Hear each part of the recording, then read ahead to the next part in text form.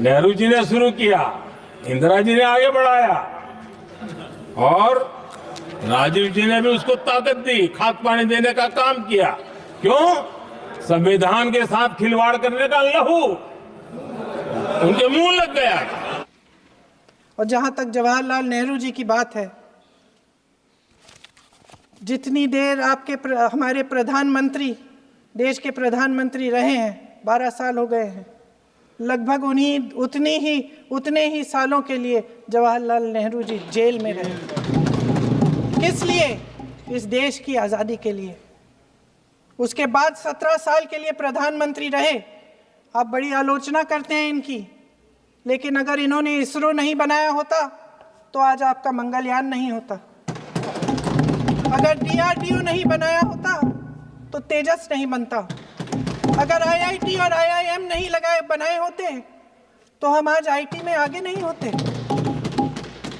अगर एम्स नहीं बनाया होता तो हम कोरोना की जब बड़ी चुनौती का सामना कैसे करते?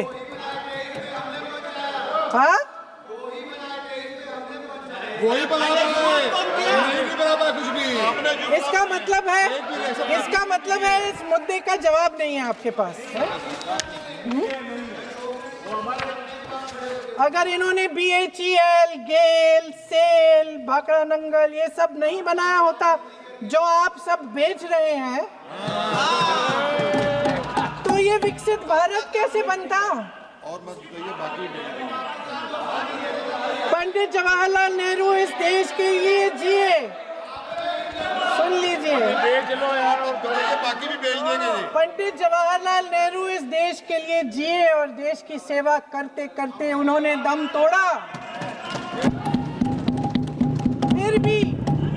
फिर भी सुन लीजिए, मेरी एक सलाह ले लीजिए। सर, मैं आपके माध्यम से सलाह दे रहे हैं। अब छोड़ना नहीं। सर, मैं आपके माध्यम से एक सलाह दे देती हूँ।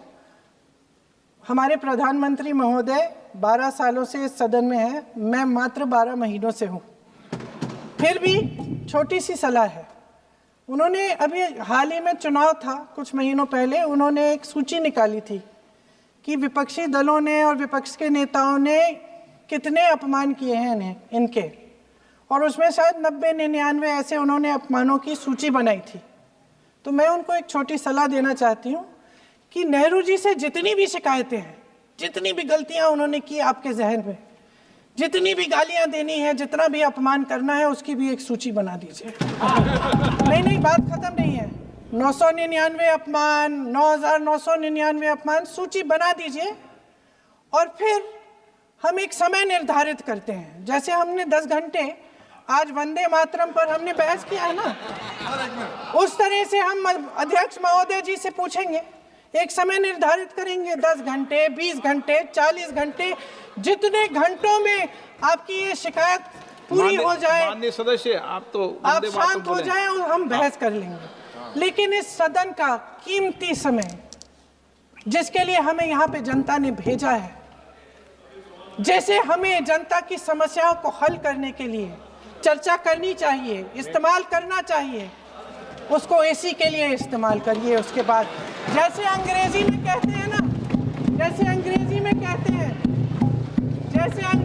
कहते हैं कि once and for all let's close the chapter, close कर लीजिए। देश सुन लेगा क्या क्या शिकायतें हैं, किसने क्या किया, इंदिरा जी ने क्या किया, राजीव जी ने क्या किया, परिवारवाद क्या होता है, नेहरू जी ने कौन सी गलतियां की, सुना लीजिए, फिर खत्म। उसके बाद बेरोजगारी, महंगाई,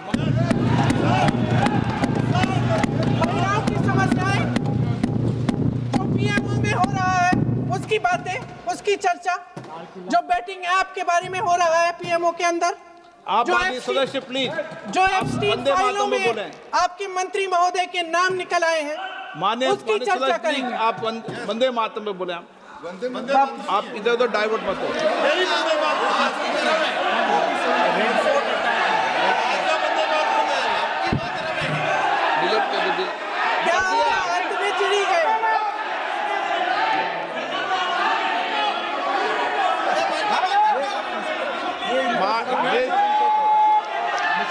मुझे बहुत बढ़िया। माननीय आगे सदस्य, एक मिनट।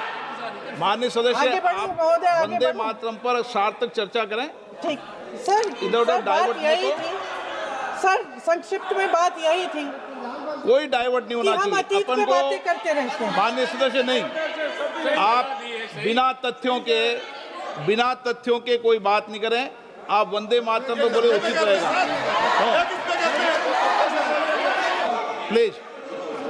अध्यक्ष महोदय, मैं आपकी बात मानती हूं, लेकिन बिना तथ्य के बहुत सालों के लिए ये हम पर आरोप डाल रहे हैं। हम चुपचाप सुनते हैं, इनको भी थोड़ी सी संतुलन होनी चाहिए। सुनने की थोड़ी सी हिम्मत होनी चाहिए। ये राजनीति है, हम बोलेंगे, आप आप वंदे बोलेंगे। मातरम बोलें। ठीक। वंदे मातरम सर। महोदय, आज की ये बहस सिर्फ ध्यान भटकाने के लिए की जा रही है, क्योंकि ये सरकार इस देश के वर्तमान की असलियत छिपाना चाहती है।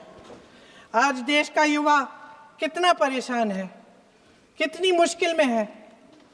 पेपर लीक होते रहते हैं, बेरोजगारी है, महंगाई इतनी बढ़ चुकी है। इसकी चर्चा हम सदन में क्यों नहीं कर रहे हैं? आरक्षण के साथ जो हो रहा खिलवाड़ है, उसकी चर्चा हम यहाँ क्यों नहीं कर रहे हैं? महिलाओं की बात होगी, बड़े बड़े ऐलान होंगे, मगर उनकी परिस्थितियों को सुधारने के लिए कोई ठोस कदम यहाँ क्यों नहीं उठाया जा रहा है? इन्हीं दरवाजों के बाहर खड़े होकर पत्रकार तरह आपने कहा कि आरोप मत लगाइए बगैर तथ्य के, तो मैं बोलूं कि नहीं बोलूं? नहीं, बिल्कुल नहीं। नो, आप उधर की बात मत बोलो। आप जल्दी से बोल लेते हो, फिर आप सदन में बंद जो कर कुछ देना। भी बोले हैं वो तथ्यों से बोले। आपको हर चीज ऑथेंटिक करनी पड़ेगी, इसलिए आप तथ्यों से बोले। अच्छा सर, बड़े बड़े शहरों में प्रदूषण है, लेकिन हम इस सदन में बैठकर सिर्फ छोटी छोटी बातें करेंगे। आप में हिम्मत है तो भविष्य की बात करिए, हिम्मत है तो बात करिए कि बेरोजगारी क्यों है, कि पेपर लीक क्यों होते हैं। अध्यक्ष महोदय जी, सच्चाई ये है कि इनका शासन दमन का शासन है। इनकी राजनीति दिखावे की राजनीति है, इवेंट मैनेजमेंट की राजनीति है, चुनाव से चुनाव तक राजनीति है, तरह तरह के ध्यान भटकाने वाले मुद्दों की राजनीति है। वंदे मातरम इस देश की उन्हीं उम्मीदों की गुहार है जिन्हें आपका शासन हर रोज ठुकरा रहा है। आज भी सरहद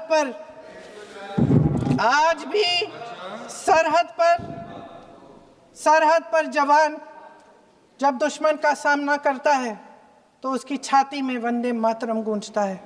आज भी जब हमारा खिलाड़ी अंतर्राष्ट्रीय खेलों में जाता है तो उसके दिल की धड़कन में वंदे मातरम होता है। आज भी इस देश के करोड़ों देशवासी जब अपने राष्ट्र ध्वज को फहराते हुए देखते हैं तो उनकी जबान पर वंदे मातरम, वंदे मातरम, वंदे मातरम आता है।